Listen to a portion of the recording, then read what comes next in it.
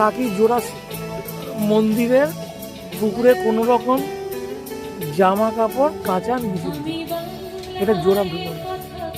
এই একটা মন্দির,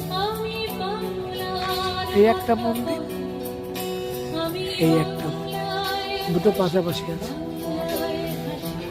এই হচ্ছে পুকুর, বড় পুকুর। এটা একটা বড় পুকুর, পুকুর এটা।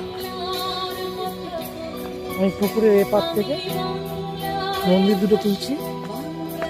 এই একটা মন্দির, এই একটা মন্দির, এই দুটো পাশাপাশি মন্দির। এটাকে ওই জন্য জোড়া শিব মন্দির বলছি। দুটো একই রকম দেখতে। এখানে ড্রেনেজের জন্য এখানে ময়লা ফেলার জায়গা রেখেছে, আর এখানে